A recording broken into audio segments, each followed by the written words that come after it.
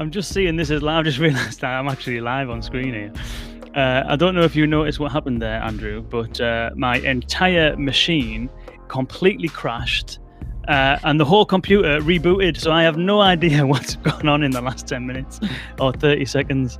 But there we go. Technology. Who would have it? I didn't notice. Didn't you? Well, hopefully nobody else did either. We've got a few people tuning in now, so if there was any issues going on there, ladies and gentlemen, boys and girls, then apologies for that. It literally, my computer decided that it was having none of this and decided to make itself unavailable for a brief moment, which was fun. But I think it's fixed now. I think we're live. All is looking good to me. And I'm delighted to have you alongside, Andrew. Really appreciate you joining us.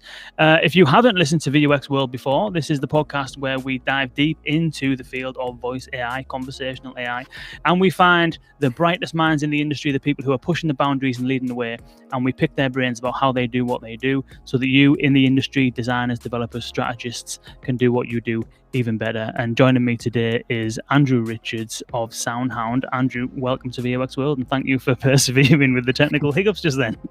Yeah, thanks for having me. I was actually just looking at those two pictures of us with much shorter hair than we have now. So yeah, looks like we have that in common. Yeah, my it kind of happened a bit accidentally with me. I thought I want to set myself a bit of a long-term goal, less immediate gratification, and so stop cutting your hair whenever it starts doing your head in, and just see how long it can go without cutting it, basically. So that's my story. I don't know what your story is around the long hair, Andrew. Kind of the same as well. So I mean, I used to get my hair cut when I had a meeting or I was traveling somewhere, with business trips. And do you remember business trips? Kind of. Yeah, they're a bit of a distant memory, but I do recall them at some point. Yeah. Yeah. So I haven't had any for the last 18 months, and this is what happens, right? It just keeps growing. It does. Everyone's had that bit of a trend, but then as lockdown kind of started to cease, people started to get themselves back to the barbers. But I thought, no, I'm going to see how long I can get it. And I don't know if you can see this because it's a bit of a black background, and I didn't grow it for this reason either. I was in the garden about a week and a half ago, and my wife just ran up behind me and grabbed it and put it into this kind of style ponytail thing as a joke. And I thought I'm just going to go with that. Fine. You know what I mean? So there you go. That's what I do now. Yeah, I'm not quite there yet. Okay. But anyway, welcome and welcome everyone joining us. This is going to be an interesting topic. I'm dying to get into this subject, and I'm delighted to have you along, Andrew.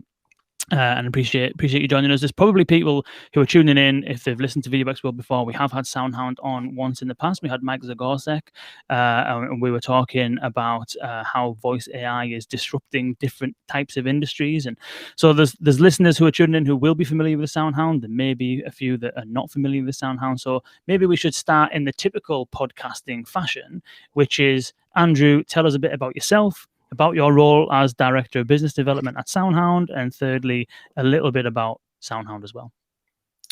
Sure. Yeah. So I'm Andrew Richards.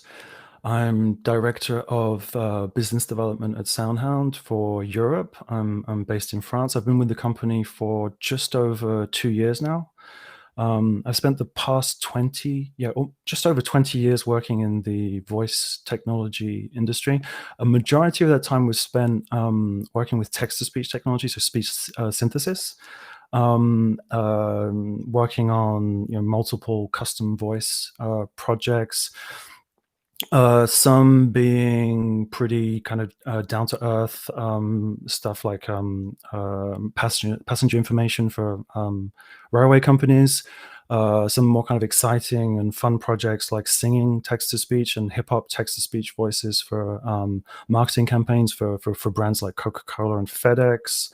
Some more kind of life-changing text-to-speech projects like the children's voices. So that's a project that I led a few years ago with a partner, where we built the first children's text-to-speech voices built for and by children. So that's for physically handicapped and autistic children. So I guess you're familiar with Lost Voice Guy. because I think he's from around your neck of the woods.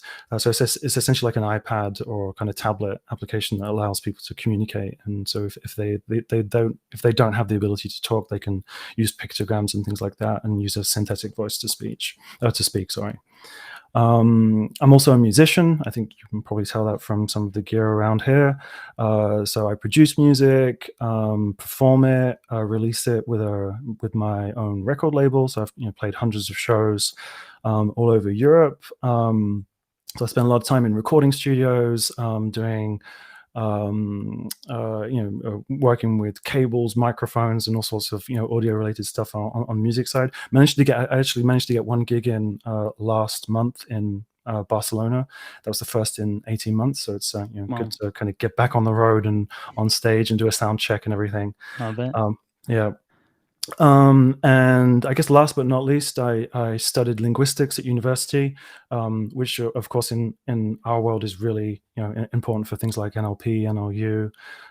So yeah, I've spent kind of more than half of my life working on audio, language, and speech technology. So that means working for a company like SoundHound, who we're active in both music technology, audio, and speech. It was kind of like a perfect fit for me to work for SoundHound. Nice. And it's interesting because there's a few people who you'll come across in the kind of voice AI industry who've got that kind of linguistics background. Then there's a few who you'll come across who've got the audio background. Very few you'll find who've got linguistics and audio mixed together. So you must have, it sounds like you've got a fairly unique kind of background there, unique set of skills, very particular set of skills in the voice of Liam Neeson. Yeah, I mean, it's definitely helpful. The linguistic stuff really does help, understand the technology behind it, and of course the audio side is helpful, especially in this discussion. So hopefully I can provide some valuable information on this. Right. So yes, so you mentioned obviously SoundHound as a company. So I think we've been on the podcast before. So very briefly, SoundHound has been around for 15 years. We're active in the speech technology, natural language understanding, and sound and music recognition space. We have three main products. So SoundHound is the one that we're pretty well known for. It's the music recognition app for iOS and Android. So essentially, it can help you identify recorded music or live music or someone whistling or singing. So helping you identify a song that's kind of stuck in your head, for example. We have Hound, which is a voice assistant app for smartphone for North America. So it's currently limited to North America. And our main focus today is Houndify. So it's a platform which allows companies, developers, brands to build their own custom voice assistant. We provide the wake word technology, speech recognition. We have our own form of NLU, and we have text to speech. We have embedded technology. And all of this is kind of based on a breakthrough technology called speech to meaning, and we also have things like deep meaning understanding. So I can go through some of that if it's useful as well. We work with car manufacturers, companies like Stellantis, Daimler, Hyundai, and Honda. We also work with companies in the entertainment and IoT space, or smart home, such as Pandora, Snap, Vizio, Sky, and Deutsche Telekom. And more recently, we've been active in the QSR space, so quick service restaurants. So we've been working with MasterCard as a partner with restaurants like White Castle to voice enable their drive-through kiosks, and the food ordering space is something that we're really focusing on this year, and that comes with a bunch of acoustic challenges that we have to kind of work on as well. So yeah, over the years, we've I think learned a lot about how to manage noisy environments when it comes to custom voice assistants in different contexts.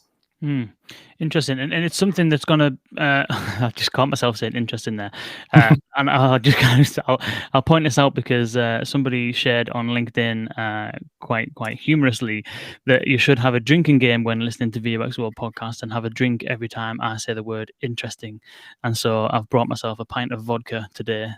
So there's one for me. And but I think what we're going to see, and most people will know voice assistant technologies from the voice assistants like Alexa, Google Assistant, etc.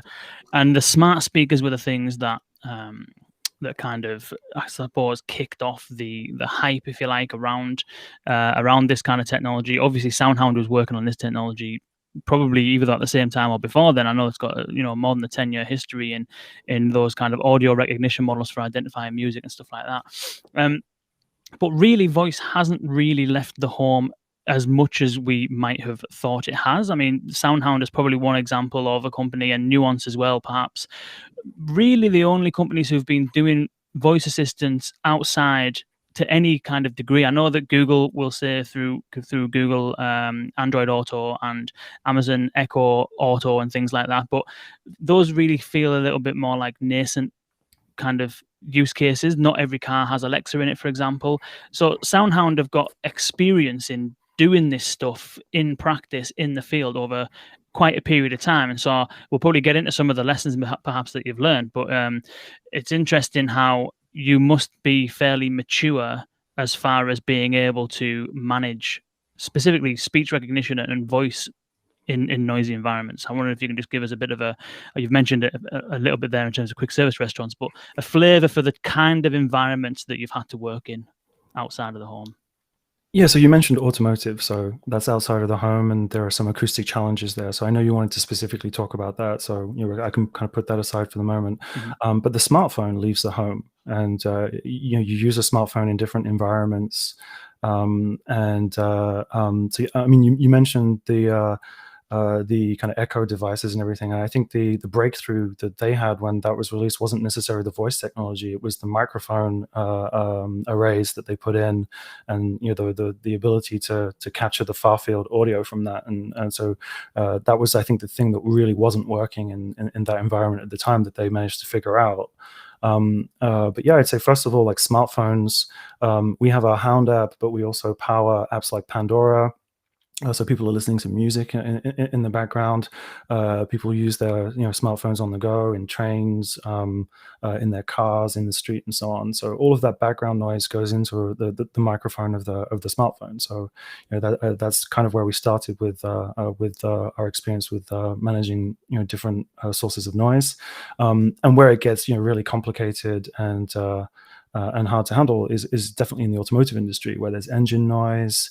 The varies depending on the speed of the car. You've got the kids in the back screaming, and people honking their horns. The noise from the wheels actually rolling on the surface of the roads that can change. So there are so many different parameters that can change in terms of the noise that you get in a car environment. Obviously the car models change, and the microphones that they use are not always the same. So we have a very custom approach to how we work with car manufacturers. I'll say interesting again, because someone's having a drink somewhere. Cheers. How much of it, we'll get into some of the challenges, but on the topic of microphones, when you're working with a car manufacturer, for example, do you have any influence over the choice of the microphone? Because the microphone is the very beginning point, isn't it? It's fair enough to do some stuff with the technology when we get a signal, but the absolute first port of call, the very first thing that a voice will touch, is the microphone. So do you have any influence, any insight, any kind of involvement in microphone selection, in not just the car, but in other environments that you're working with clients in? So when it comes to car manufacturers, not really. So those when you say microphone, generally it's microphones, plural, and or an array of microphones in the car. So no, we don't really have much influence in terms of the microphones that they use. And obviously, when you're talking about a smartphone, we can't influence Apple or any of the other manufacturers when it comes to the microphones they have. They have whatever they have, and we just have to deal with it. There are some projects where we get to speak to the customer before they've actually designed the hardware. And in those cases, we can talk about microphones and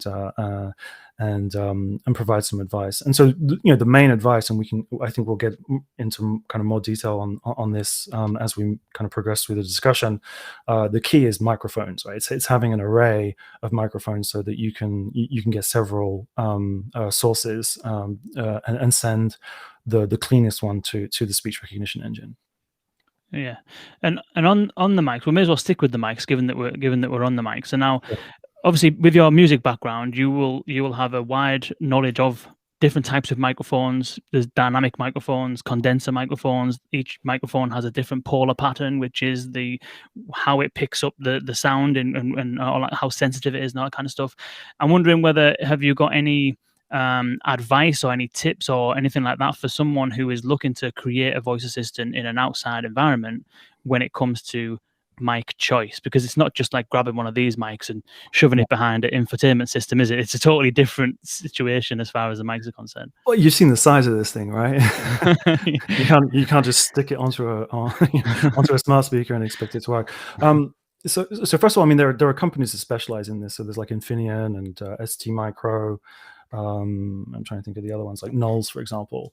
And there has been a bit of a kind of revolution or breakthrough with microphones. It's with the MEMS microphones. So I think it's micro electro mechanical systems microphones. So they're kind of similar to condenser microphones. So the actual, like the part that actually takes the sound as an input, there's nothing kind of revolutionary about it. It's like the microphones we have here. There's like air goes into it. You've got a plate that vibrates and it turns it into an electrical signal, and then depending on whether it's a digital or analog microphone, it then either converts it or sends it directly to like a memory buffer or something, so that you can then send that audio to the application, or the speech recognition engine. So these MEMS microphones, first of all, they're really cheap. That's why you can put an array of like 7. I think the Echo devices have like 7 or 9 microphones in them. Most cars nowadays are putting like 3 or 4 microphones in an array. So it's like one kind of circuit board with the microphones embedded into them. I think they cost like a couple of dollars each. So price wise, it's fine. The signal to noise ratio, so that's something we can put aside if you want, so we can discuss what that means, is pretty high on these microphones. And in terms of energy consumption, especially the analog ones, it doesn't use up a lot of energy. So you can put it on earbuds and device IoT devices that aren't always plugged in. And then there's a lot of DSP stuff and additional things that need to be plugged into the microphone. Once that audio signal has been picked up, and of course, the more kind of additional components you add, the more that requires additional energy. So typically, what I've seen at least is that for the things like smartphones or automotive use cases, they generally stick to MEMS microphones that are analog, because they use up the least amount of energy. And for things like laptops or like smart speakers, where you can actually plug them in, where you can use a bit more like electrical power to power them, you can have like a digital version of that, which uses a little bit more power. So it really is a question of what are the use cases? Do you need to manage things like beamforming? And you need to. So I think that's having more than one microphone is really necessary for this type of application. And then it's like, can you plug the device in, or does it need to be low power? So typically you would go to one of these microphone companies and explain, the type of device that you want to build, and they would advise you on which ones to use. But yeah, they're really, really high quality. I mean, you've probably noticed this just by if you use like voice memo or something on your iPhone, like the recent the audio quality is excellent. I know artists who have recorded albums and used recordings from their iPhones in them, and with a bit of EQ, compression, and a bit of work, they can really make a decent album out of that. So yeah, the microphones are pretty good. Wow, I've got a nice. I haven't actually got it in my. Usually, I've got it in my pocket, but it's a Shure S. Is it SV70 or something? It's basically just a little Shure microphone, and it plugs into the bottom of the iPhone, and that's what I use when I do the videos outside. It's absolutely fantastic. It's genuinely unbelievable. I know the built-in mics are fine, but with a bit of wind behind it, all of a sudden it's distorted and stuff. But that microphone is fantastic. You mentioned beamforming there. I'm assuming that beamforming is when you have an array of microphones that are all processing a signal at a slightly different time. Is beamforming putting all of that back together to create one clean signal? I wonder if you can define what beamforming is. Yeah, so in the context of the automotive context with a car, so you'll have like this array of microphones. So essentially like a microchip with these microphones, and generally it's placed in the center of the car. So in this example, I'll put it at the front of the car. So you'll have like maybe 3 microphones pointing in different directions. So the one pointing towards the driver's seat, and I live in France. I'm automatically thinking that it's on the left, but for you, it's going to be the other side. There'll be one pointing to the back and then one pointing to the passenger seat. And so essentially what the beamforming is when the wake word gets detected, it will know which side it's coming from. So if it's from the driver's seat, you now know that the driver is speaking to the voice assistant. And then when the additional utterance comes, what you can do is you can just focus on the audio going into that specific microphone, and any audio that's going into the other microphones can be used to attenuate, the background noise. So what that allows you to do is get a much cleaner signal from the microphone pointing to whoever's actually speaking to the voice assistant. Right. So it's really useful, especially in automotive. Interesting. So I better have another drink actually there. I said interesting. Yeah. So, because you would assume for those who have never had anything to do with microphones, microphone placement, voice technology, you would kind of just think, okay, I'm in the car, it's going to be noisy. Best thing to do is just put microphones everywhere. Just fill the whole place full of microphones. But from hearing you talk, it might not necessarily be about the amount or the number of microphones. It seems as though it's a little bit more about the placement of the microphones and being able to kind of discount signals coming from or no signal coming from the left-hand side and amplify signals coming from the right-hand side. Is it more about the placement of the microphones, or is it more about the number of microphones? Well, first of all, I don't think anyone involved in the voice assistant is necessarily involved in how the cars are designed themselves. So if you go back to a car manufacturer and the engineers, and you say you need to put a microphone on the left, on the right, at the back, and you have to cable all the cables, they'd go completely nuts. So the advantage of these microphone arrays is there's just one chip, and you just stick it somewhere, and it picks up the audio from various different zones in the car, and yeah, so I don't think anyone would really want to plug in like 12 microphones in different areas of the car. It wouldn't be acceptable as a solution. So I mean, the way I see the whole beamforming thing is it's a bit like you're on the phone in the car, and you got your kids in the back, and while you're talking to someone, like your wife will put her hands over the kid's mouth and say, like, shut up, so your dad's on the phone, right? So that's the way I kind of see it in my mind when I'm thinking about this stuff. Right, that makes sense. So I think we've probably touched on a couple of the challenges that are faced here. One being that you don't have any control over, in the car, that is, any control over the types of mics, the placement of the mics, and all that kind of stuff.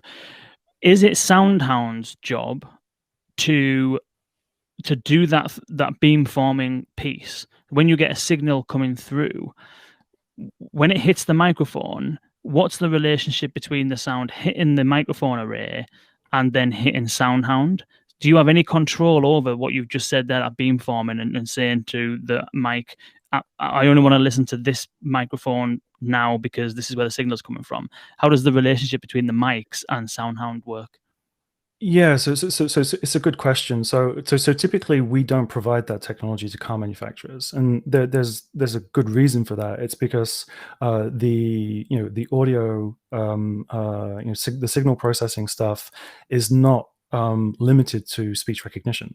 It's used for phone calling, so using like the Bluetooth setup so you can make a phone call. That's got nothing to do with the voice assistant.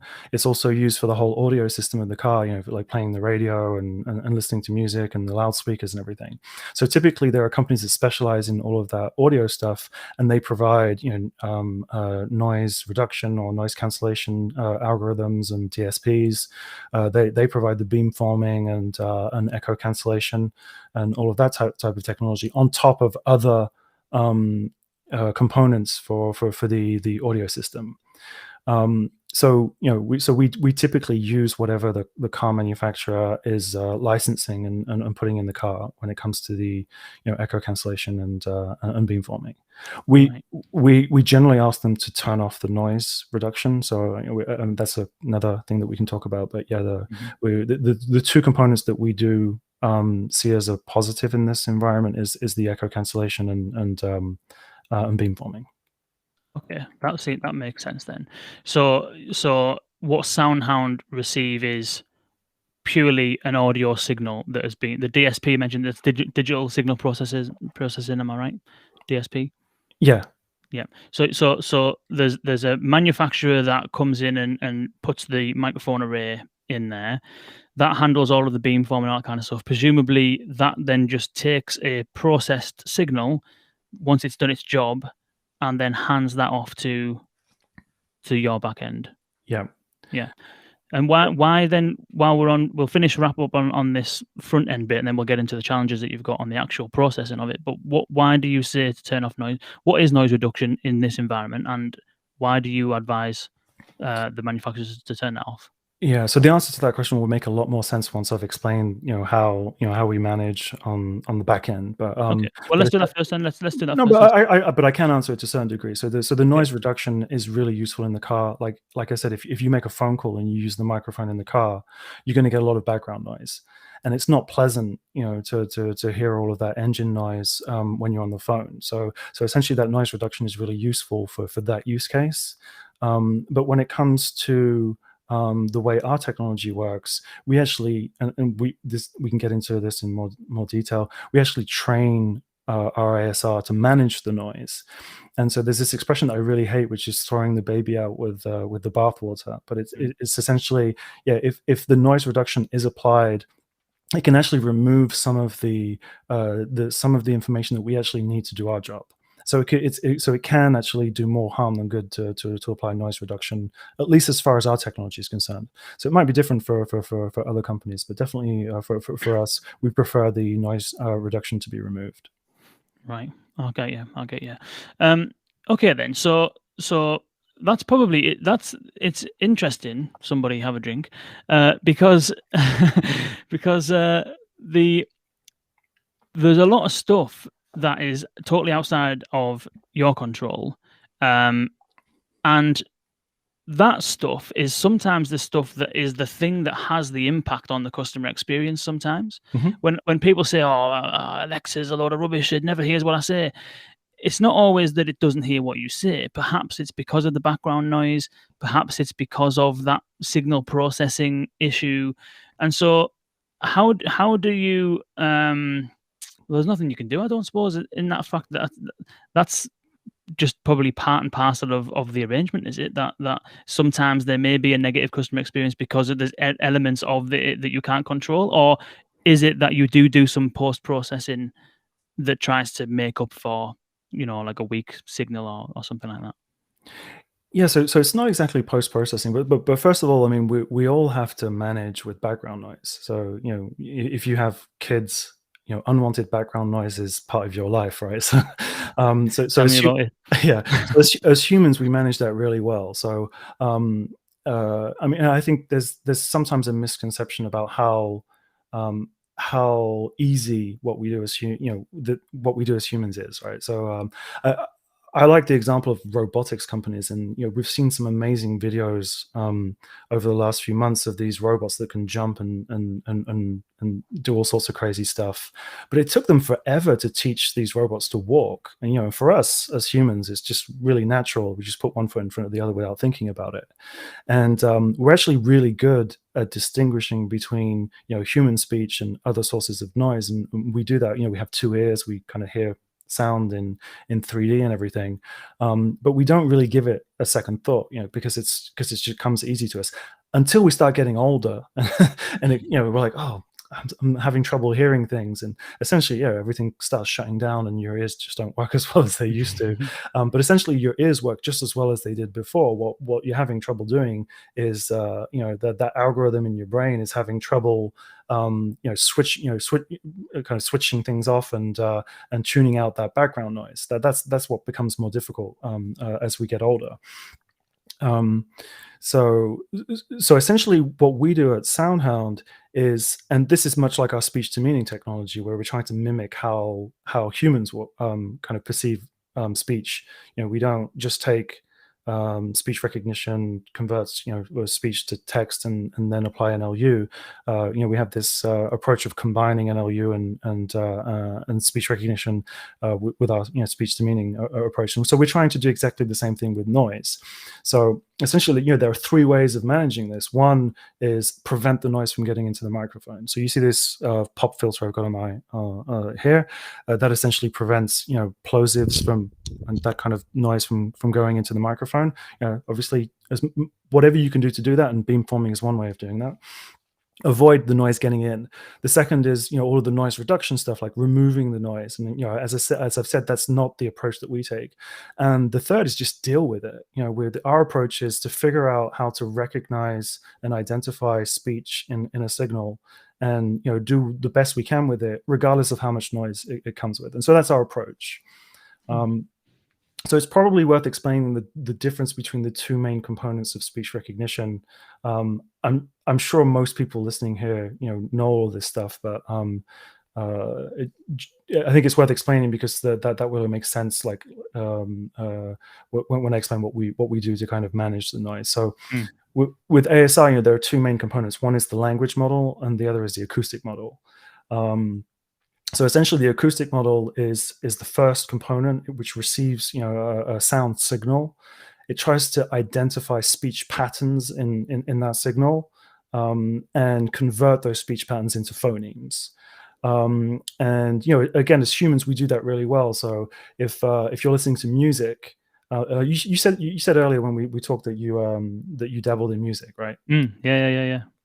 So I remember when I first started music lessons at school, everything kind of blurred into just kind of like a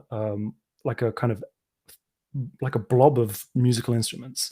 And I would just remember this exercise that we did in my first music lesson, which was identifying like the trumpet and trying to just identify the bass, the bass line. And I couldn't do it because it all sounded the same to me. But identifying the actual singing in the music is really easy. But where we have trouble sometimes is converting that's like singing into actual lyrics. And have you heard of Beck Hill? She's a comedian. I don't know. I might recognize her face, but I don't recognize the name. So she has a sketch where she has like a flipboard, and she takes like really famous songs and she purposely mishears the lyrics. and it's hilarious, right? So we don't have any context or anything, but what we're really good as humans is understanding that there's a voice in there and differentiating it from the music, but actually converting that into the real lyrics without any context, without knowing what the song is about. I remember completely mishearing songs, and there are lots of websites that kind of make fun of that type of thing. I've misheard songs so much that literally years later, hearing it again and it clicks. There's literally lyrics in like old rap songs from years ago that I thought said one thing, and I don't listen to them for 10 years, and I hear it again, and I think, I had no idea that they were saying that. So your acoustic model was working fine. It was the language model. So essentially, yeah, the acoustic Right. model converts it to phonemes. So I think there are a couple of good examples of where this can be challenging. So if you look at like the phonemes I, s, k, r, e, m, that's like ice cream. Mm-hmm. And so what would you say that? How would you spell that? How would ICECREAM? No, I was actually saying what I did on Sunday when Tottenham beat Manchester City. Ice cream. I Right, fair scream. enough. Yeah. So, Nice ice cream. so Yeah, essentially, yeah, yeah, yeah. so the acoustic model converts it to phonemes, and then once you have the phonemes, the language model is what turns it into real words and sentences and everything. So when we do all of this like tuning and customization, we focus almost exclusively on the acoustic model. So we don't really do any customization for customer projects with the language model. It's purely on the acoustic side. Interesting. Let's have another drink. Someone's gonna be drunk by now. All right, okay. Showing you. If this was actually vodka, I would be in real trouble.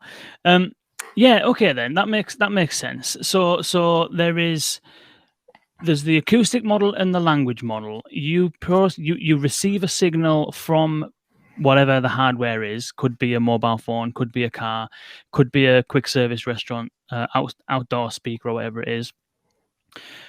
That signal comes to you. There's the acoustic model that tries to pick out the language part of it. So how does it? And I suppose this is actually related to Chime's question.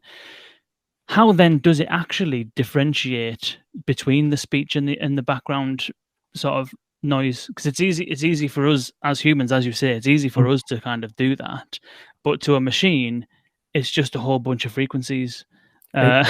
So what's the how does a machine that knows nothing all of a sudden able to isolate speech in an audio signal?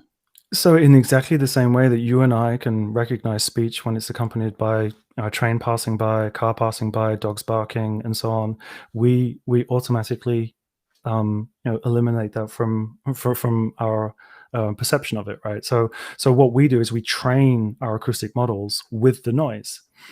So what we say is this sentence of someone saying, the quick brown fox jumps over the lazy dog, includes all of this noise, this background noise. And so, our standard models include things like, so we call it babble. So essentially it's like kind of unwanted background speech. And that's particularly difficult because, you're trying to teach this algorithm to recognize and identify human speech. And at the same time, you're trying to tell it, well, yeah, actually, there's just one specific person that I want to listen to, and all this, all these other voices I want to ignore, right? So we have to teach it that you can have one voice and then a voice, several voices underneath it that you want to completely ignore. So we're going to train it with unwanted background speech that we call babble. But yeah, it can be anything like, dogs barking. I was actually worried earlier because my neighbors came back and their dog just barks all the time, and you get people doing DIY and stuff. And so yeah, we just kind of have to cut through that noise by including it in our models. So the first thing that we do is that we, as a developer, you can switch between different acoustic models on the fly. So if you have a device that can be both near field and far field, so the near field is you're very close to the microphone, and then the far field is like a smart speaker. You can be several meters away. Depending on the microphone that picks up the voice, you can send it to a different endpoint. So essentially, you can switch acoustic models. So you're sending it to the right one. So we train our acoustic models on all of these different sources of noise. And I think you had some specific questions about the types of noise, because I think in the article that you read, there was like additive. So what I'm saying now, this is additive noise, right? So essentially you've got the signal that you're trying to identify, and then you've got all of this kind of parasite noise that's added on top of it. So that's additive noise. And so we add a lot of that. Right. And then there's the convolutional. Sorry. Yeah, we'll get to convolutional.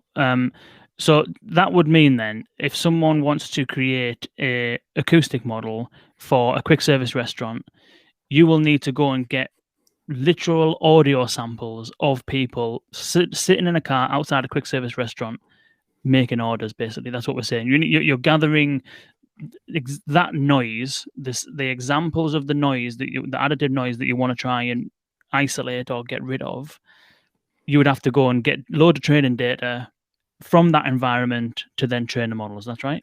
So if we see that the acoustic model isn't performing in an optimal way in that new use case, then yes, it could be worth collecting that data. But typically, would have already collected a lot of data in those environments. So specifically cars. So yeah, I mentioned like the standard stuff that we train with, but for specific use cases like cars, we're going to add indicator noise. We're going to add AC engine noise at different speeds. So I think there was this notion of like linear versus non-linear. So have you got noise cancellation headphones? I don't actually. No, I'm a bit behind the times with it. These are the old traditional wired cans, and the other thing I have is AirPods, which are the opposite of noise cancelling because they're just absolutely. You can't even hear the signal coming through them half the time, let alone the noise around you. Well, the AirPods Pro have noise cancellation. All right, so when you go in a plane and you get up to kind of cruising speed, the frequencies emitted by the engine are pretty constant, right? So it's really linear, which means that the noise cancellation technology can kind of identify that and remove it because it's really constant. So that's stuff that's like with a car. You're shifting gears, and so you're going from like 30 miles an hour to 50 to 60, and those frequencies are changing kind of constantly. So what we do is we collect data at different speeds. So you have all of that engine noise and the model has been trained at different speeds. So you've got the engine noise at different speeds, you've got the indicators, the windscreen wipers, and then different driving conditions. So there can be rain, and I have some samples on this gadget that I showed you earlier, so I can play some of these for you as well in a minute. Yeah. And so all of these different sources of noise are mixed with the voice recordings. In an ideal world, we need people speaking into the microphone accompanied by the background noise. And that's because of a thing called the Lombard Effect. And I've got some samples that I can play of that as well. So have you heard of that thing, of the Lombard Effect? I've heard of the Lombard Effect. It might be worth explaining it. I can't recall specifics. So essentially, if you just mix a clean recording of someone with the background noise, all you've got is someone speaking in a quiet environment with the background noise. Whereas in real life, when someone is in that environment, they will modify how they speak. And I think a good example of that is if you enter like a restaurant like at 5 p.m. or something and it's really quiet, your voice will be much lower. You can even whisper and have a conversation. That's fine. But as people come in and there are more and more tables and everything, the noise gets louder, and you will then start getting a slightly higher pitched voice, and the frequencies of your voice change. So essentially, we have to take that into consideration as well, because when you're at a much higher speed in the car and the windows are open and everything, the frequencies that you emit from your voice will also change. It's not just the amplitude. It's just not you're not just speaking louder. The actual the frequency range changes as well. Wow, that is interesting. So you need to take I need to take a drink. Next time we should do a part 2 and bring a few beers along for this. Sounds good. So noise cancellation headphones, correct me if I'm wrong, but they work by kind of inverting the signal, don't they? So if a sound wave starts here and goes up and down like that, then the noise cancelling headphones would reverse that signal so that the wave goes the opposite way around, and then that's what cancels it out. Is that right? Yeah, except the up and down thing is generally, it's, as I said, it's pretty constant, right? So you have this frequency range. So you, like human voices are within a certain range of frequencies. So when it comes to background noise like fan noises and AC and like the rumbling of a plane, there are frequencies there that just don't match up with the human voice, right? So essentially, what you can do is you can throw those out, and as you said, it sends them back to kind of cancel them out. But what I'm saying is it's a lot easier to identify those frequencies, remove them without interfering with the voice signal than it is some other sources of sounds. And this is like the non-linear stuff where you actually get, it comes in and out and covers some of the same frequencies. Right. So you'll see that with noise cancellation headphones, that it really cuts out that background noise. But if you've got to have a kid screaming next to you, or baby crying or something, those kind of noises will actually it won't be able to cancel them out, because it's much more difficult to do that. Yeah. So to use another example from the kind of music kind of industry or music production, sometimes you get masking, don't you? Where you would have, let's say there's a singer singing at a certain frequency and a guitar that comes in at a certain frequency.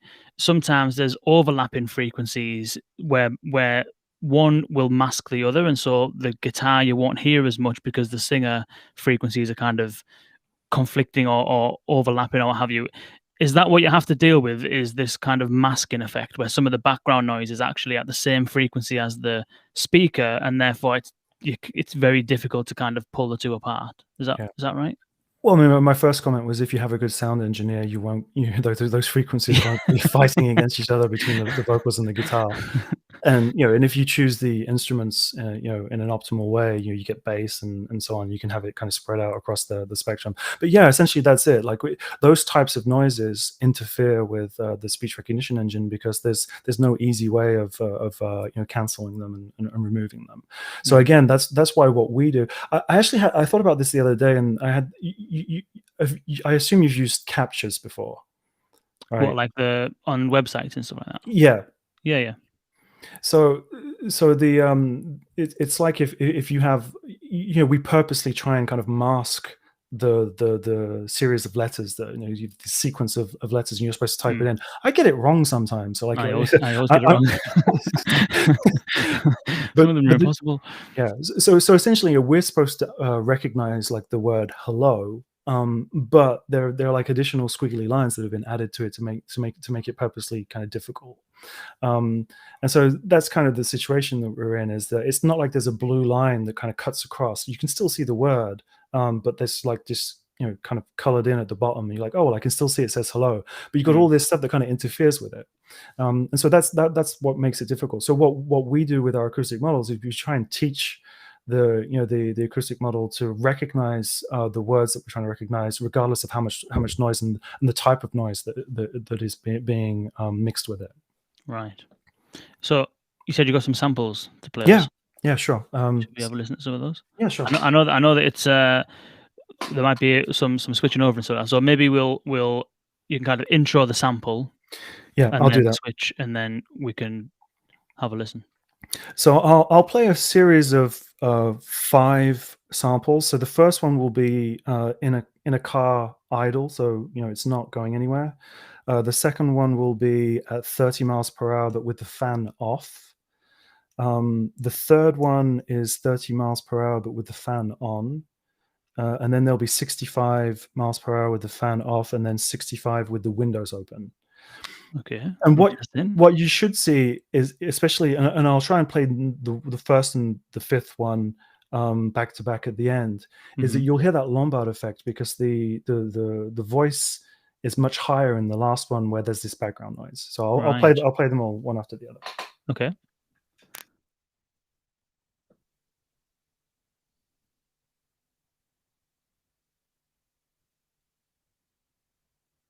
Not getting it.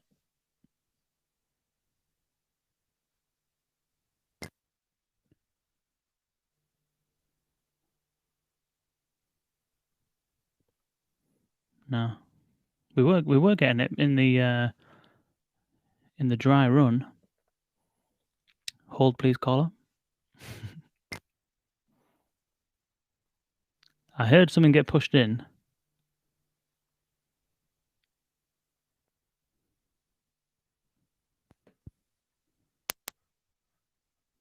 I'm just getting a couple of clicks. You probably can't hear me now, can you? Oh, you can. Okay, fair enough.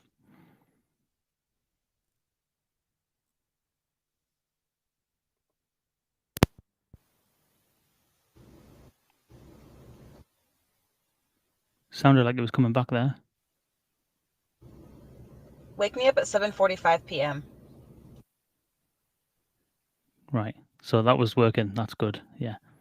Navigate to Starbucks nearby that are open now. Okay. A lot of low rumbling. Turn on FM radio. Hear the voice change. I'm too hot. Calculate the mortgage rate of a $200,000 house. Wake me up at 7:45. Calculate the mortgage rate of a $200,000 house. Interesting. That last one there, she's shouting almost. Mm-hmm. And it sounds, I don't know how you'd recorded them, but it sounds as though she's a lot further away. Yeah, exactly. So it's exactly the same conditions, except that the window's open, and it's you try. She's not even thinking about it, but she's trying to cut through the noise because her ears are hearing all of this noise, and she's just adapting to the environment. Wow. So how do you recognize that on the fly? Then you mentioned that this is something that you can do on the fly, switching different acoustic models. Let's say that that lady there was using her phone in the car, not the built-in assistant. So 1 minute she's in the car and it's quiet. The next minute she's in the car and it's loud. The next minute she's outside and there's traffic. How do you pick that up on the fly? Yeah, so the switching on the fly is generally for far field and near field because they are very different. So I mean there are challenges with near field that you don't get with the far field stuff. So we mentioned convolutional noise. So that's typically stuff that you'll get with far field. So essentially, it's I'm speaking right now. My voice is going directly into the microphone, so the sound waves are going in, but they're also hitting the wall and coming back at the same time. So convolutional is essentially like a reverb on the voice coming from the environment that you're in. Right. So for far field, it's generally a separate model. When it comes to near field, the issues that you get is distortion. I think the article that I'm kind of reverting back to, because that was the starting point for this conversation, mentioned like non-linear distortion. So the reason why that's difficult is you can distort everything and then teach the acoustic model to recognize the voice utterance in there, but when it's just one kind of phoneme that's been distorted and the rest is kind of normal, that's where it gets difficult. And that's what happens with the near field stuff, because you get too close to the microphone. Obviously you want a signal that's as loud as possible. And this happens in music, and when you're recording in recording studios, you want the cleanest, loudest signal, but sometimes you go above 0 dB and it saturates and it distorts. And so that kind of thing can happen. So that's why we have separate models for far field and near field. But when it comes to like all of this background noise, we train the model on all of it, right? So essentially, it's going to be able to perform at 65 miles per hour and 30, or in a parking garage, in a basement or something, and all of that noise has been included in the acoustic model. Right. Okay then. Okay, that makes sense. So so distortion basically is a signal hitting the microphone that's too loud, and therefore what ends up happening is it kind of clips, doesn't it? So rather than the signal being captured cleanly, if it's too loud, you end up chopping some of the audio kind of off a little bit, and so it gets kind of distorted. And then there's other processing things that, to go back to the music example again, there's a lot of processing that's done when you produce a song, for example. Obviously, you don't want a distorted signal. You want it to be as loud as possible, and therefore there's been a big trend, hasn't there, over the last sort of like decade or 15 years of kind of everything being compressed to get it as loud as possible. And for those who are not familiar, essentially when you compress something, you take the very loud bits and you squash them so that the quiet bits essentially become a very similar sort of loudness.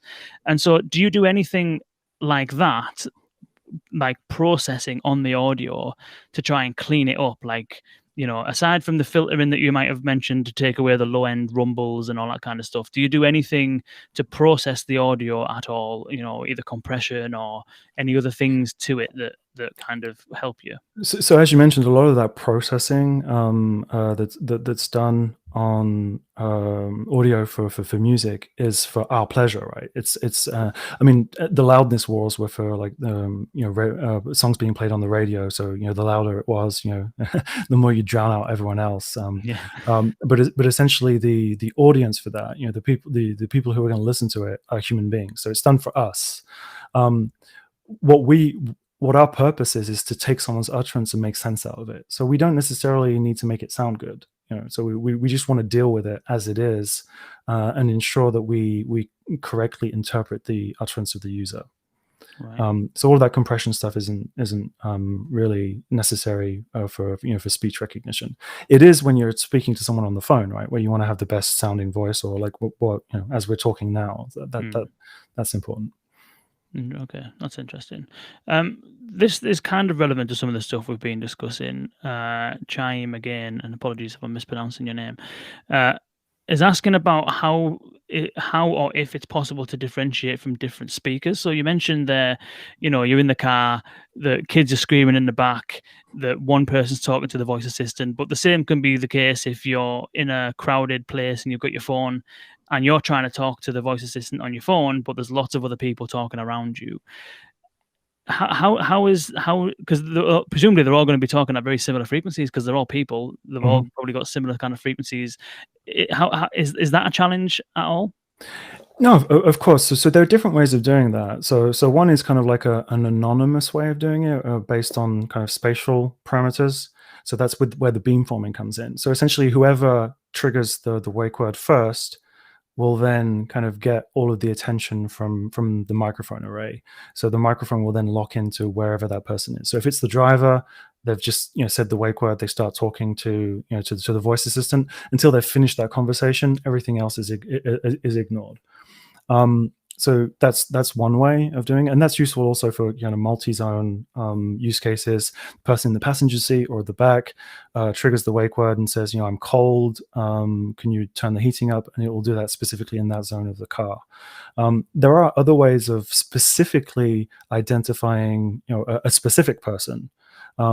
And that's generally with the wake word technology.